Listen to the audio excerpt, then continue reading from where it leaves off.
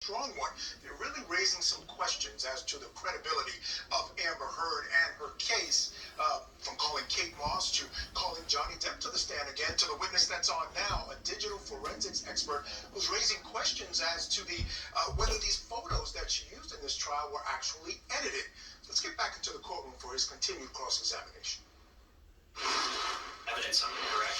That no one could. I'm not asking anyone else could, Mr. Neumeister. I'm asking, did you yourself you found no evidence of any modification of EXIF metadata of any photograph in this case, correct? Now, I understand trying to control the narrative, but there's no way to answer that scientifically because given the evidence we were given, there was no way to positively or negatively answer that.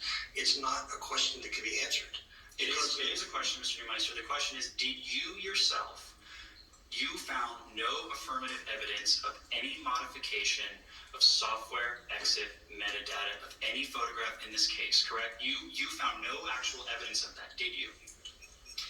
No one could tell either way because I'm not asking about anyone else, Mr. Neumeister. I'm asking about you. Did you found no evidence of that, did you? Objection, Your Honor, asked and answered. He's not answered what he found, Your Honor. Overruled. There's not a way to answer that the way you're asking the question. You have to restate it, and you're trying to control. Your Honor, he's not responding to the question. Could you just answer yes or no, sir, to the question? It's not a yes or no question. Did you, yes or no, you found no evidence of EXIF metadata modification of any photograph in this case, correct? That's incorrect. Okay.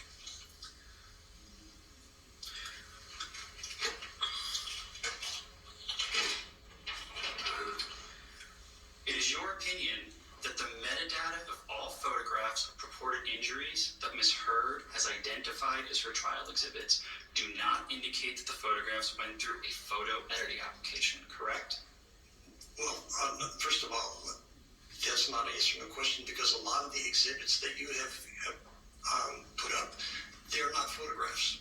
They're screen grabs, and they've been changed from a Apple format, which is JPEG, JPEG, to a JPG Microsoft format. So you have actually changed the exemplars. You've changed the data yourselves. We actually ran EXIF data on some of your own examples that you've entered in the evidence. They are not photos from an iPhone.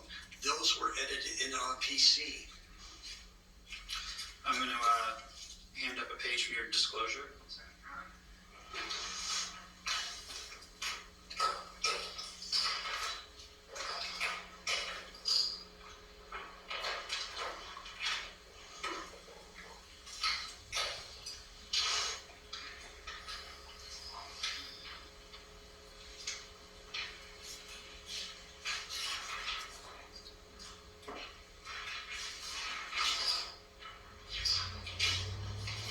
You know what's interesting? When you have a witness who is so combative, clearly this looks like an experienced witness because he was saying, I understand trying to control the narrative, but he was doing the same thing. So the question would have to be whether, who is looking worse? When you have a witness trying to control the narrative and an attorney who's trying to make them answer. So you see on page 8 of your disclosure, Mr. Neumeister, it states, quote, the metadata of all of the photographs of purported injuries that Ms. Heard has identified as her trial exhibits do not indicate that the photographs went through a photo editing application. Did I read that correct? That's correct. No, we're talking No further questions. All right, redirect.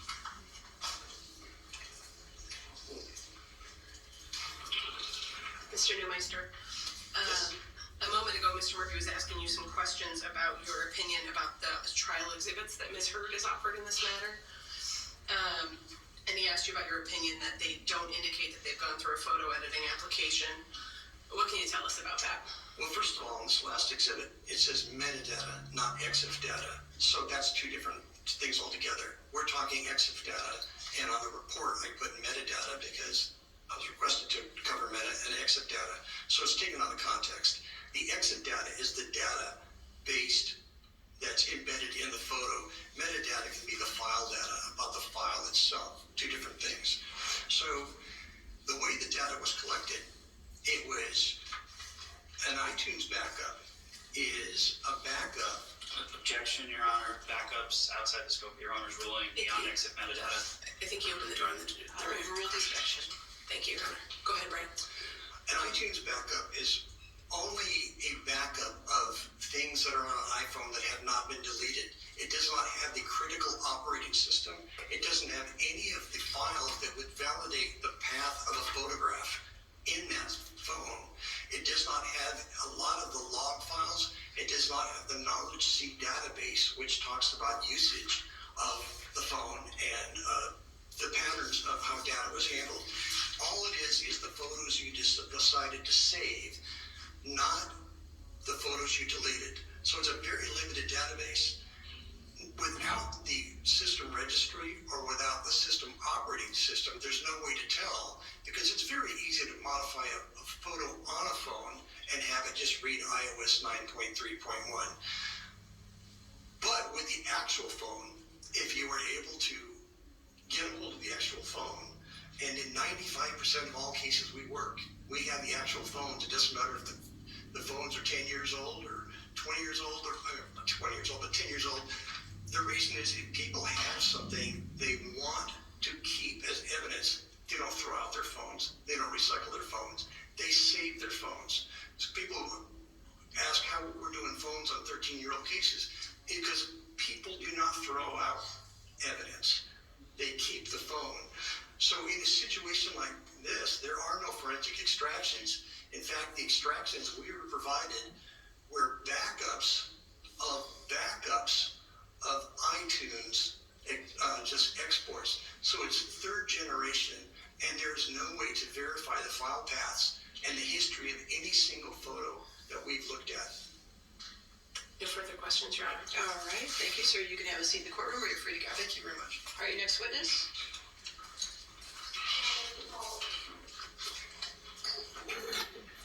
We call Beverly Leonard by video link. I need the TV. All right, just give us a moment to get the TV up.